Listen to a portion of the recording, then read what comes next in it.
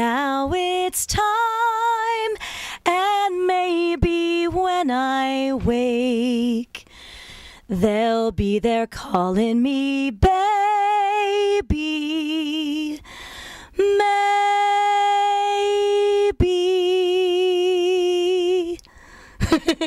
Come on in, Rich. He talked me into that. Me and my friend talked me into that. Aileen, that's phenomenal. I always love Tomorrow, and you wouldn't do Tomorrow. I know. I'm a sucker for a ballad. I love Maybe. We'll see afterwards. We'll talk a little bit.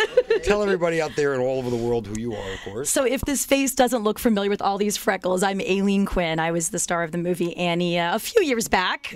Perhaps 30. Perhaps the 30th anniversary this year. You just did the 30th anniversary. Yeah, they're starting to show the movie in some theaters across the country. You just said they just had the reunion, right? We just had a little version of it in Chicago. Yeah. I just went out to Chicago, and they showed on the big screen. Now you're going for film now, right? You're doing more film work? I'm part of this festival as your guest, of course, because I've been doing more independent films recently. I did a few. Restaurant. We're not going to talk about that. We've been at a certain restaurant. Yes, it was the Ivy, wasn't it? Yes, it was. Yes. Of course. That's right. They were here earlier. That's how they do So now, let me ask you. I mean, that's got to be. So you were basically a child star. Yes. How was that growing up as a star like that? I mean, did people come up to you everywhere you went? It was really strange for me, actually, because I'm a theater girl and have still been doing theater for the past 25 years. And so for me to have people to go to the mall and want to get your autograph while you're trying to get an ice cream with your friends is very strange. So you were actually, people would approach you pretty much everywhere. Yeah, and even a few years after they knew that my face looked familiar. Well, you haven't changed much. No, it's still the freckles, and I'm still tiny. You're very beautiful, very beautiful. So now, I mean, so at what point did it just sort of wane off a little bit, where people sort of left you alone from that role? You know, it never really quite did. Even today, if people see me on a plane or something traveling, they think they know me from somewhere, but they can't place it. So it never really totally wore off, but probably in my early 20s.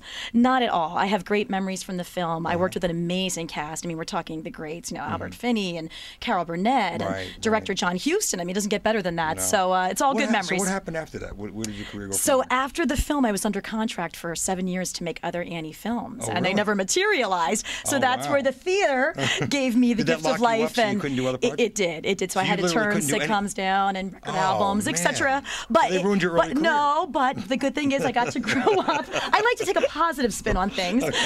Thus the Annie optimism. You know, negativity sells. Negativity sells. Yes, that's right. They all want the story, right? And the true Hollywood story. After 7 years, what happened? So then I ended up doing more theater, of course, because the theater opened its arms to me, and I've done everything from played Harpo Marx in a show, A Day in Hollywood, Night in Ukraine, to Princesses, to Annette in Saturday Night Fever.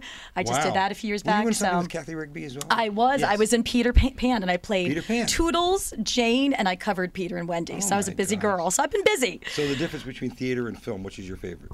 I like them both, and that's why I live in LA now. Because the honest answer is that there's nothing like a live audience. I obviously love an audience in theater, but I like the intimacy of film, and that's where I feel most comfortable. The intimacy myself. No, terrible.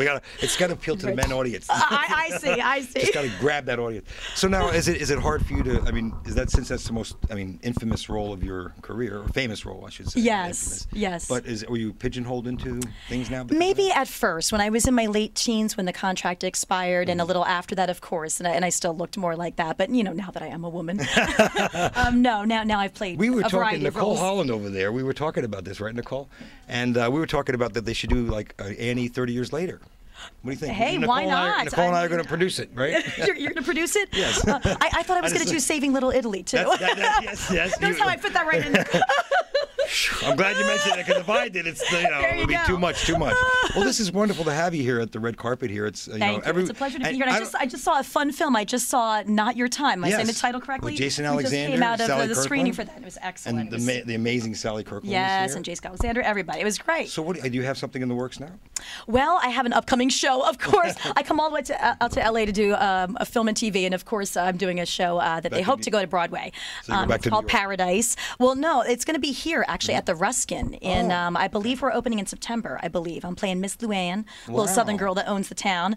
It should be a fun role, and it's got a great cast. Aunt, a comedian, is in that. It's hilarious. So you never got burnt out with all these years? No. Oh, I love it. I'm an artist. Young. You know what it is, Rich? It's in my blood. I'm third generation actress in my family. My grandmother did this way back in the day in the 30s. My mother, and now myself. So it's in my blood. I can't escape it. It's going to happen. And I love it. And I love it. And then films. You're going to be in Saving Little Italy. We talked about that. That's where I feel most Now it's official. Now that I made that official. Yeah, we made that official. And we're going to do the remake. Nicole and I are going to produce Annie 30. So many plans. It's called Annie 30 Years Later. We just decided. Don't call it that. Annie Grown Up. Annie Grown Up. That's better. Put the number on it, right? All right. Know what I'm talking about. Annie Grown Up. Well, you heard it right here on Festival Week. I'm Rich Rossi on behalf of Festival Week. Thank you so much, Sean. Thank you for doing camera, and everybody, and Nicole and Stuart and everybody else. Thank you so much. Yes. You're such a doll. Thank you.